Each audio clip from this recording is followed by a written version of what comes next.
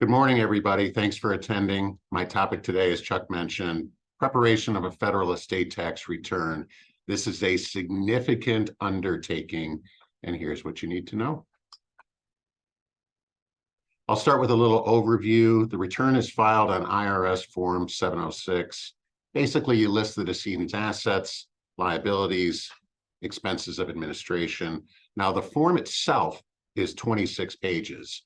And with all the attachments to the form, the thing can get huge. So take a look at this.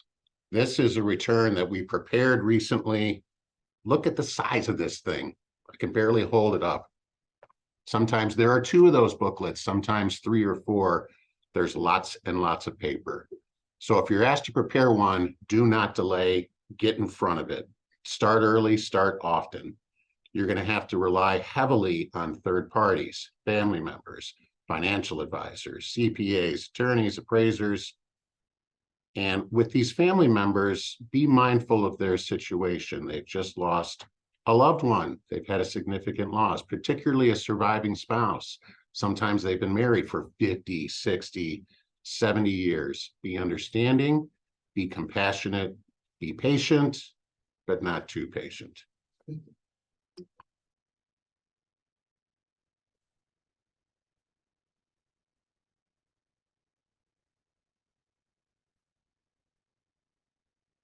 So the first question that you have to ask is, geez, do I even have to file a return? Now, just because someone has died doesn't mean that you have to file a return. There's a threshold. The threshold is equal to the federal estate tax exemption for the year of death. And looking at the numbers, 2023, that number is $12.92 million. Let's call it $13 million. For 2024, it jumps up to $13.61 million. So the first question is, do the assets exceed that threshold? If the answer is yes, you have to file.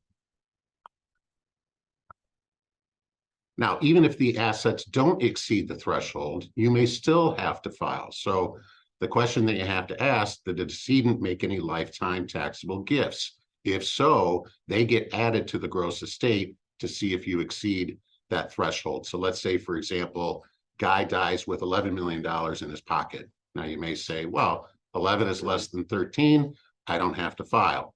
You do a little bit more digging, lo and behold, guy made a taxable gift of $5 million in 2016. You have to add that $5 million lifetime taxable gift to the 11 that he died with. That comes up with 16. 16 exceeds our $13 million threshold. You have to file a return. And when taking a look at those numbers, essentially you ignore the decedent's debts. So in our example here, guy dies with a gross estate of $15 million. The assets include an apartment building. The apartment building has a mortgage of $6 million. And you may say, okay, 15 minus 6 equals 9. 9 is less than 13. I don't have to file. That is not correct. The filing is based on the gross estate, which is the $15 million. So even though the net estate is under the filing threshold, you still have to file.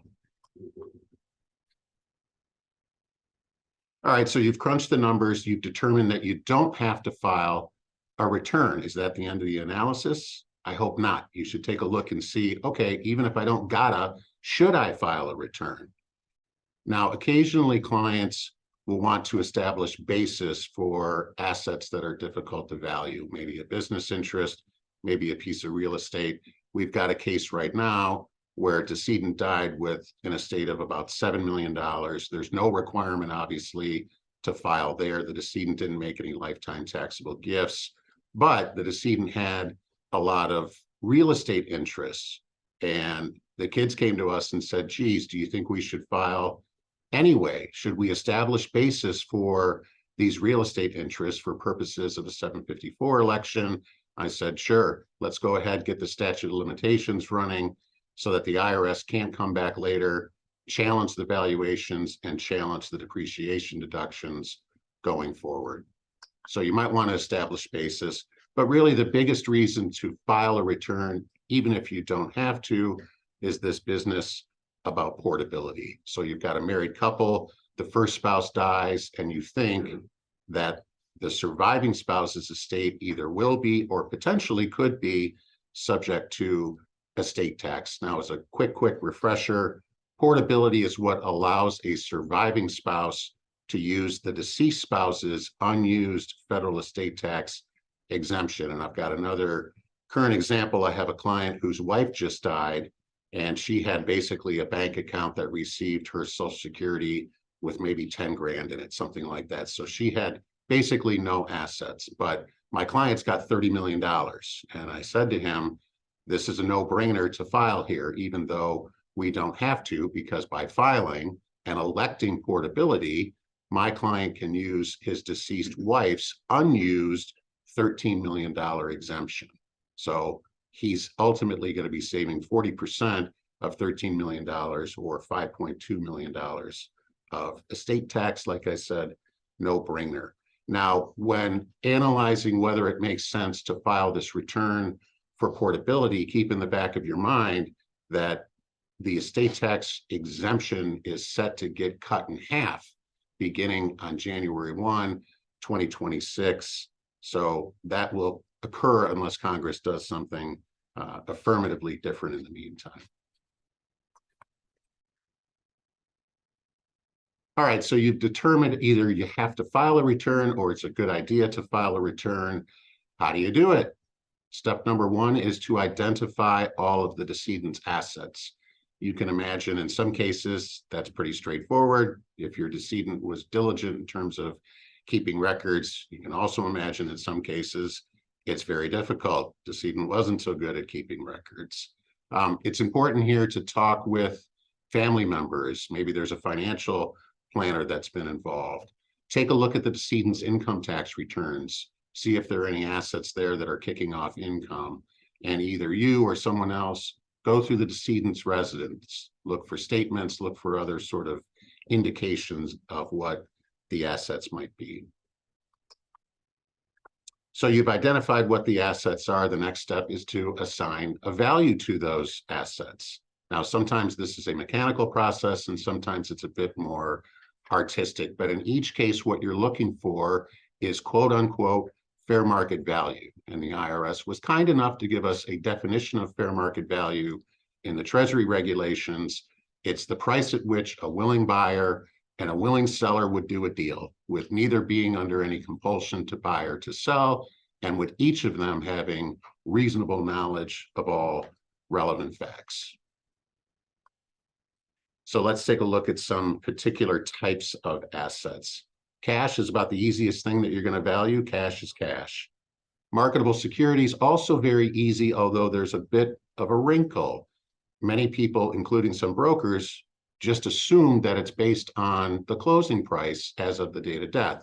Not the case. If my decedent died on December 15th with 100 shares of IBM, the fair market value of those shares of IBM is not the closing price of IBM on the date of death. What you have to do instead is look at what the high trading price for that day was, the low trading price, and take the mean or the average of those two figures. Now, there's a special rule that applies if the decedent died on a non-trading date, such as a holiday or a weekend. There, let's say my person died on a Saturday. What you do is you take the average of the high and low the Friday before, take the average of the high and the low the Monday after, and then take the average of those two numbers. So those are the easy assets to value. The more difficult ones, real estate, may require an appraisal, but not always. Interest in a closely held business may require an appraisal, but no, not always. Sometimes you can take some shortcuts. It depends on the circumstances. If it's a non-taxable estate, I'm more inclined to take a shortcut because the valuation, while important, isn't going to generate any tax. I'll give you another example. A couple of years ago, we did an estate tax return for a decedent who had 100+ interests in real estate syndicate deals. And you could imagine the surviving spouse was really not all that interested in getting 100+ appraisals. What we did instead is we took a multiple of the distributions with respect to the interests for the prior years. It was a non-taxable estate, so haven't heard anything further from the IRS happily. But cost aside, it's typically prudent to get an appraisal when you can. So what's our valuation date? This is an easy one. The valuation date is the date of death. Now, some of you may have heard of this alternate valuation date. The alternate valuation date is the date that is 6 months after the date of death, and you'd have to elect affirmatively on the return to use that alternate valuation date. But the catch is that you cannot elect that date unless the estate tax liability is reduced as a result. So for example, if you're filing only for portability, or if there's a surviving spouse and the estate is not taxable, you can't use that alternate valuation date. All right, I got my assets, I valued my assets, I've put together the return. When do I have to give this thing to the IRS?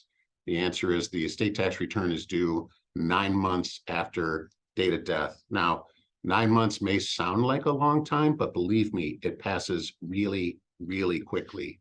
The good news is that you can obtain an automatic 6-month extension for the time to file. So instead of 9 months, you get 15 months. However, like with an income tax return extension, this only extends the time to file. It does not extend the time to pay. So even if you get more time to file, you still have to run the numbers. You have to come up with a reasonable estimate of the amount of estate tax that will be due, and you got to pay that amount within the 9 months to avoid, hopefully, penalties and interest.